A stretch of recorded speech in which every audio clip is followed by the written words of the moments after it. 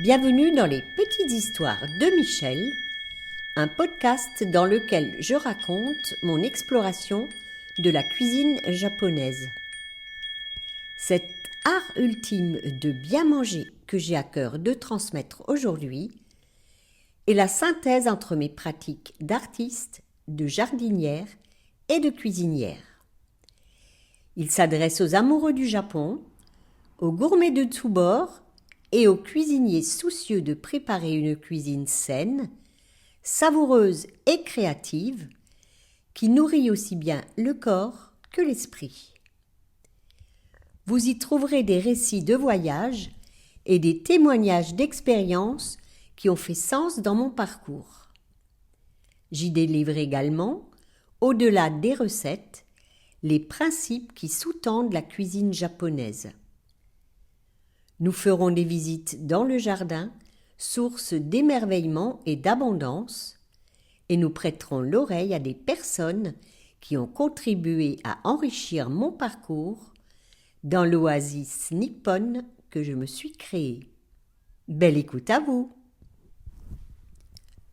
Dans cette émission, je vous invite à découvrir une préparation présente à tous les repas au Japon, les tsukemono. Maintenant, en automne, c'est le chou rouge que nous allons transformer. Les tsukemono sont de petites portions de légumes macérés ou fermentés.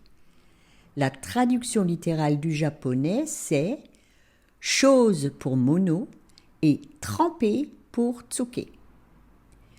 On pourrait les comparer à nos crudités, avec toutefois quelques différences dans la quantité servie, le mode de préparation et la place dans le repas. Une crudité, c'est yin. L'assaisonnement, qui comprend généralement de l'huile et du vinaigre, est yin aussi. Tout ce yin fait exploser notre énergie, alors que les tsukemono servis traditionnellement dans les repas japonais apportent juste la quantité de yin qui va allumer la mèche sans dilapider notre capital d'énergie. Rien n'est totalement cru dans la cuisine japonaise. Les légumes sont au minimum salés ou blanchis, puis pressés pour en extraire l'excédent d'eau. Salés, chauffés ou pressés sont des actions yang. Macérés dans le vinaigre ou fermentés, ces petits plats croquants apportent la touche acide indispensable dans un repas parmi les 5 saveurs qui doivent le composer. L'acide, le doux, le piquant, l'amer et le salé. Les tsukemono sont servis en petite quantité en accompagnement des plats principaux et non en entrée comme c'est souvent le cas dans la cuisine occidentale. Ils apportent la fraîcheur qui équilibre la viande ou le poisson. Le repas se rythme ainsi entre différentes bouchées avec des changements de saveur, de texture et de couleur qui rafraîchissent le goût et stimulent l'appétit. Les tsukemono varient selon les saisons. En été, on apprécie le concombre sous différentes formes. Dans une précédente émission, la découpe change le goût, que je vous invite à redécouvrir. Je vous ai parlé du concombre jabaragiri, où l'accent est mis sur la découpe qui le rend souple comme le ventre d'un serpent, et aussi du concombre tapé avec une marinade relevée de gingembre. En octobre, c'est le moment de récolter les choux rouges plantés au printemps. J'aurais même dû les cueillir bien plus tôt. Certains d'entre eux commencent déjà à pourrir. Mais mon potager est aussi mon jardin d'ornement. Ces boules violettes, plantées en diagonale dans un carré, au milieu des céleris et des tagettes, aux délicates fleurs jaunes, sont si belles que la moindre cueillette déséquilibre le tableau. Aussi, j'attends le plus longtemps possible pour préserver le ravissement des visiteurs qui sont accueillis dans mon jardin jusqu'à la fin septembre. La préparation des tsukemono de chou rouge est un peu longue. Il faut débarrasser les bouilles des feuilles pourries ou fanées, les couper en 4 pour enlever le trognon central et les plus grosses côtes, puis émincer finement les feuilles. Doigt bleu garanti dans cette manipulation. Pour ma part, je les émince avec un couteau japonais, le légume étant posé bien à plat sur la planche et maintenu fermement avec les doigts repliés. La lame assez large coulisse ainsi le long des phalanges contre lesquelles elle s'appuie, ce qui permet une découpe précise. L'usage d'un couteau japonais Usuba demande un peu de pratique car on pousse le couteau vers l'extérieur.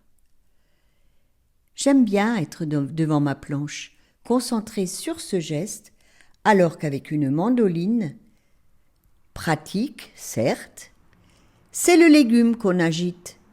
C'est juste une question de choix. Les filaments découpés sont rapidement blanchis pour en retirer l'éventuelle amertume et les attendrir un peu. Leur couleur violette passe alors au bleu, le même bleu que celui qui s'est déposé sur le bout de mes doigts pendant la découpe. Après égouttage et refroidissement, j'y ajoute des dés de pommes et des arceaux d'oignons préalablement salés, puis pressés. Je mélange bien et je tasse dans un bocal de la taille adéquate. Pendant le refroidissement des choux, je prépare la marinade dans une petite casserole avec les ingrédients suivants. 1,5 tasses de vinaigre de riz, 3 cuillères à soupe de sucre complet, une demi-cuillère à soupe de sel, une gousse d'ail, une feuille de laurier et un petit piment rouge réhydraté. Je chauffe jusqu'à ébullition et je laisse refroidir.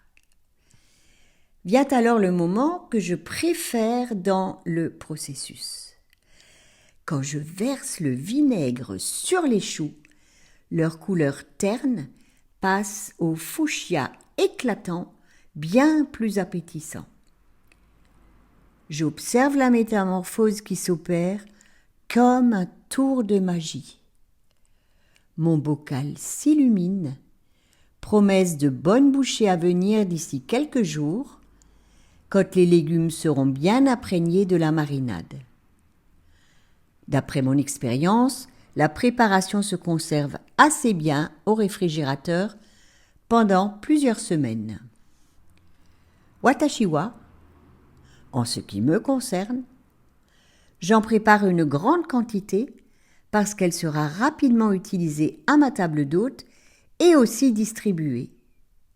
Au Japon, on offre fréquemment des tsukemono car le cadeau préféré des Japonais est celui qui se mange ou se boit. Un nouvel épisode des Petites Histoires de Michel vous attend tous les mardis. Pensez à vous abonner à ma newsletter pour continuer de voyager au Japon avec moi.